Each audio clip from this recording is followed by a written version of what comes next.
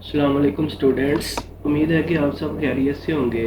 तो आज से हमने जो है वो chapter number 16 sport and movement जो है वो स्टार्ट करना है। तो अकॉर्डिंग टू स्मार्ट सिलेबस इसमें सबसे पहले जो है वो characteristic of collenchyma and sclerenchyma tissues है। तो पहले हम बात करेंगे कोलन काइमास की। कोलन काइमा बेसिकली ऐसे सेल्स या टिश्यूज़ होते हैं जिनमें प्रोटोप्लास्ट होता है। प्रोटोप्लास्ट बेसिकली किसको कहते हैं? साइटोप्लाज्म और जो न्यूक्लियस के अंदर लिक्विड होता है न्यूक्लियोप्लाज्म। साइटोप्लाज्म और न्यूक्लियोप्लाज्म को कलेक्टिवली जो है वो प्रोटोप्लास्ट कहते हैं। और ये कोलनकाइमा सेल जो हैं ये लिविंग होते हैं और इसमें सेकेंडरी सेल वाल जो है वो एब्सेंट होती है। इसके अलावा इसका काम क्या है? Angular thickening. एंगुलर थिकनिंग करता है ये, सेकेंडरी वाल नहीं होती, प्राइमरी वाल में ही जो है ये एंगुलर थिकनिंग करता है। और इसके अलावा ये जो है वो ग्रुप्ड होता है स्ट्रैंड और सिलेंड्रिकल, या स्ट्रैंड की फॉर्म में होते हैं या सिलेंडर की फॉर्म में होते हैं। और इसके अलावा ये जो है वो प्रोवाइड सपोर्ट यंग प्लांट्स होते हैं जो हर्बेशियस प्लांट होते हैं, यानी कि जिनमें वुड नहीं होती, उन पार्ट को ये जो है वो सपोर्ट प्रोवाइड करते हैं। इसके अलावा ये सेल जो है ये इलास्टिक, इलोनगेट और जो है ना वो ग्रोथ में इन्वॉल्व होते हैं। दूसरे हमारे पास है स्क्लेरन काइमा। स्क्लेरन काइमा की अगर हम बात करें तो स्क्लेरन काइमा जो है इसमें एक थिक सेकेंडरी सेल वाल होती है।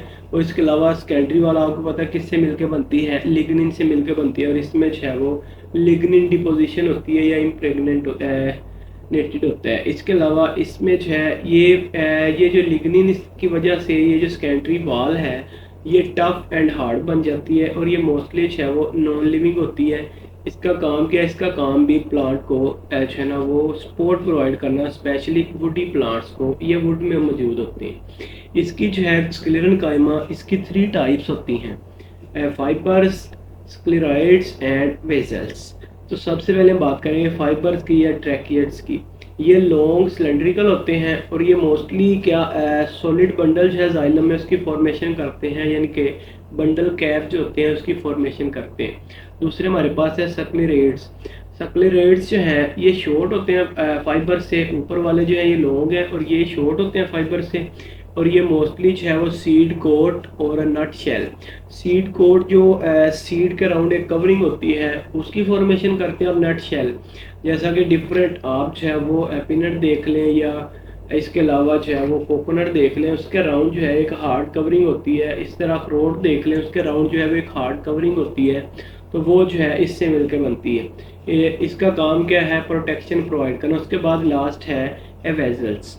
वेजल्स जो है, वेसल्स बेसिकली लॉन्ग ट्यूब्यूल्स होती हैं और ये एंड टू एंड ज्वाइन करके एक लॉन्ग पाइप बना देती हैं जाइलम में, जिनके थ्रू क्या होता है? वाटर कंडक्ट होता है, नीचे से वाटर ऊपर की तरफ जाता है।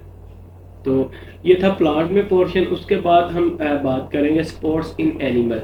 तो आपको पता है एनिमल में स्पोर्ट के लिए जो है वो एक स्केलेटन होता है। स्केलेटन क्या होता है? Tough and rigid framework. Body में एक टफ और रिजिड फ्रेमवर्क होता है जो कि बॉडी को प्रोटेक्शन, शेप और सपोर्ट प्रोवाइड करता है। और ये इनऑर्गेनिक एंड ऑर्गेनिक सब्सटेंस से मिलकर बनता है, या सम टाइम जो है वो दोनों से, इनऑर्गेनिक और ऑर्गेनिक दोनों से ही मिलकर बनता है।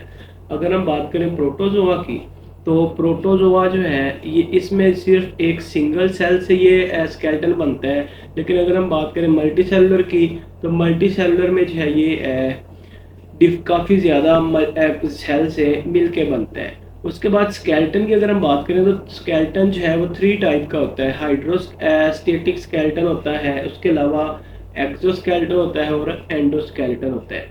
पहले हम बात करेंगे हाइड्रोस्टेटिक स्केलेटन। हाइड्रो मीन आपको पता है वाटर होता है। तो इसमें वो कहता है कि ऐसे ऑर्गेनिज्म इनमें जो है वो हार्ड स्केलेटन नहीं होता। इनमें जस्ट जो है का फ्लूइड फिल्ड कैविटी होती है, या गैस्ट्रोवेस्कुलर कैविटी कहते हैं उसको, या सीलम कहते हैं। तो ये जो है इसको सपोर्ट प्रोवाइड करती हैं और रेजिस्टेंस जो है मसल की कॉन्ट्रैक्शन के लिए प्रोवाइड करते हैं। इसके अलावा ये मोटेलिटी भी, मूव करने में भी इन्वॉल्व होते हैं। इसके एग्जांपल में हमारे पास आ जाते हैं नाइडेरियंस, एनेलिड्स और कुछ और हैं। तो इसकी स्टैटिक स्केलेटन की दो एग्जांपल हम डिस्कस करेंगे, सी एनीमोन एंड अर्थवर्म।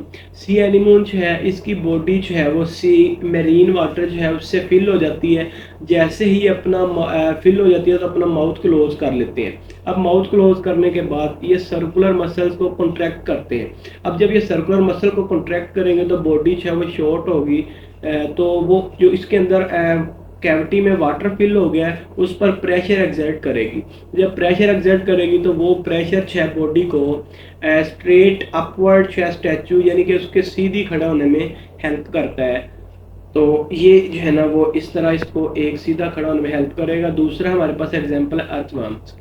अर्थवर्म जो है इसमें आपको पता है कि छोटे छोटे कंपार्टमेंट्स होते हैं जिसको हम गडोया भी कहते हैं। इसमें छोटे छोटे 6 कंपार्टमेंट्स होते हैं जिसको क्रॉस वॉल के जरिए सेप्टा हाइफी में आपने पढ़ा होगा, सेप्टा जो है उनके जरिए इनको सेपरेट किया जाता है। अब इसमें 2 टाइप के जो हैं वो मसल्स होते हैं, circular muscles and longitudinal muscles. Circular muscle जब कॉन्ट्रैक्ट करते हैं तो बॉडी जो है वो इलोंगेट होती है, और लॉन्गिट्यूडनल मसल जो हैं जब ये कॉन्ट्रैक्ट करते हैं तो बॉडी जो है वो शॉर्ट हो जाती है।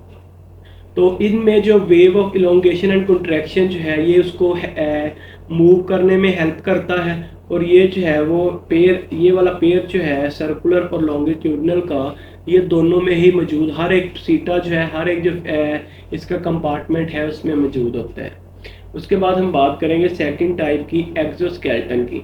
एक्सोस्केलेटन की अगर हम बात करें तो एक्सोस्केलेटन आपको पता है, एक्सो मीन आउटसाइड स्केलेटन फ्रेमवर्क।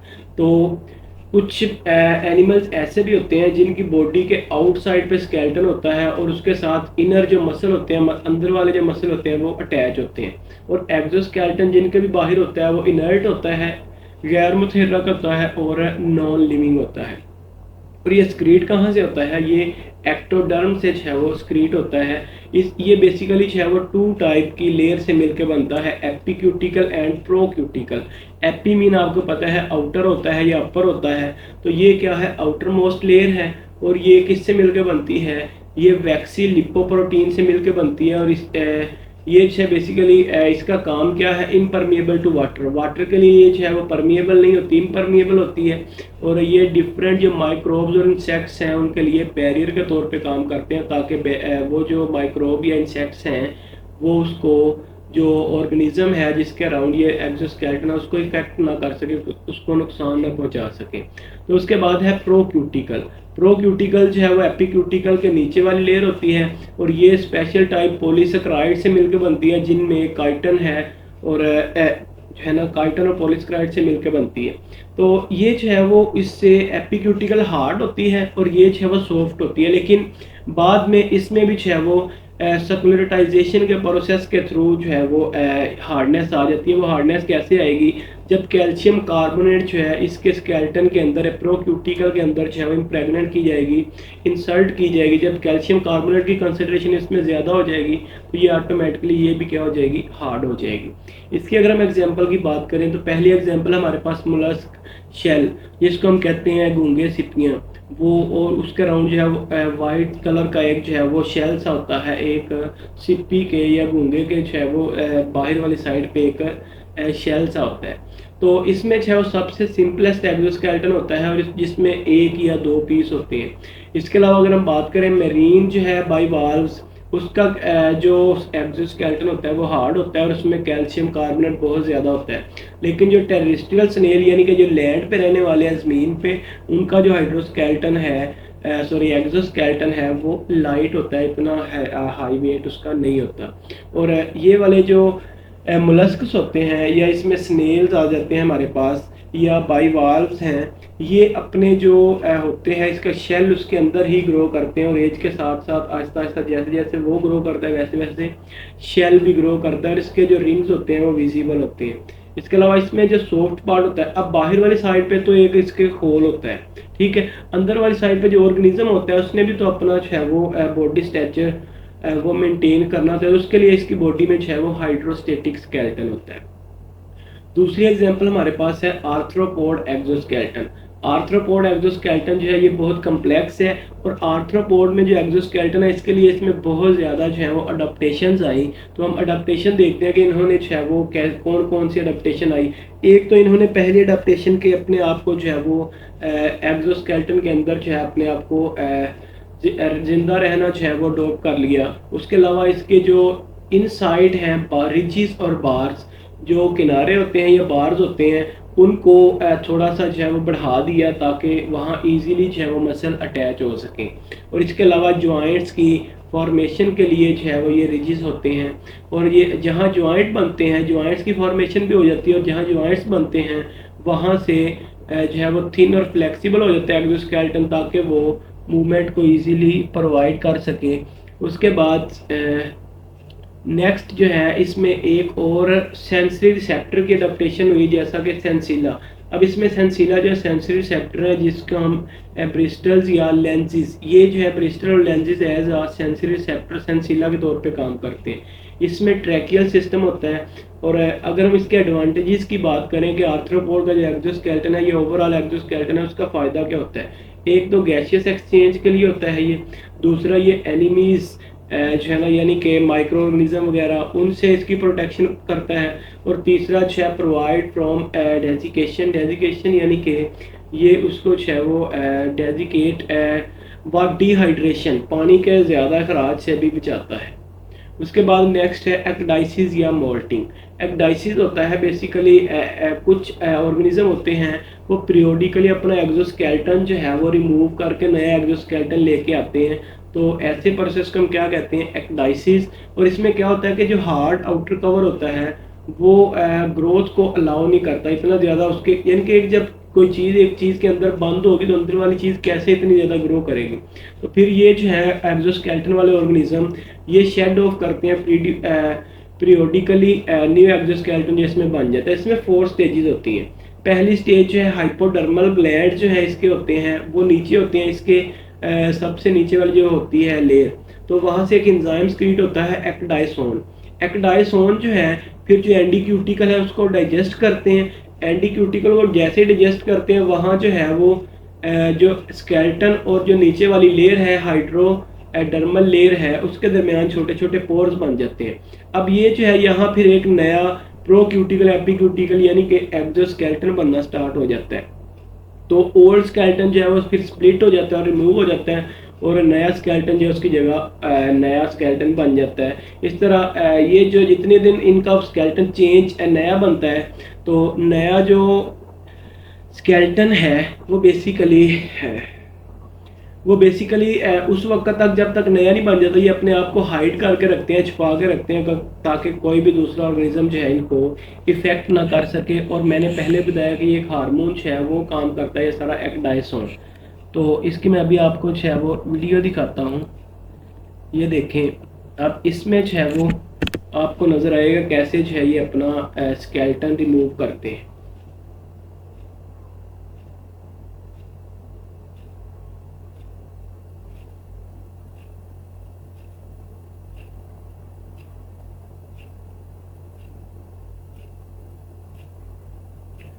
इसमें देखेंगे कैसे जो है वो अपना स्केलेटन रिमूव करेंगे। ये आर्थ्रोपोड्स हैं।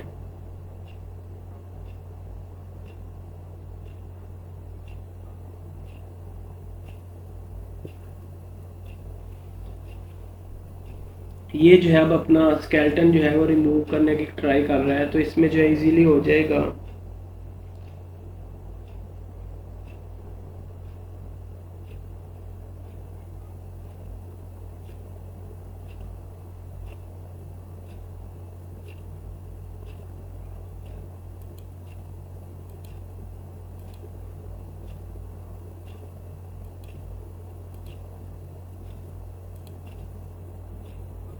ये देखें ये जो है वो अपना स्केलेटन ये ओल्ड जो है वो रिमूव कर रहा है, और नया स्केलेटन जो है वो नीचे से आ रहा है अभी।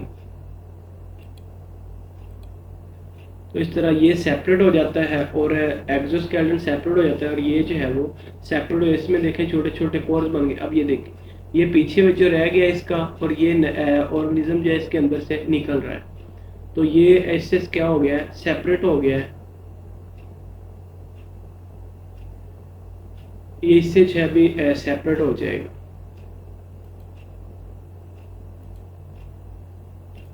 तो ये जो है इससे ये देखें, ये उसके अंदर से जो है ना वो एक्सोस्केलेटन के अंदर से निकला है। अब ये जो है वो एक नया स्केलेटन जो है वो बनाएगा। ये ओल्ड एक्सोस्केलेटन जो है वो रिमूव हो गया। इस प्रोसेस को हम क्या कहते हैं? एक्टाइसिस।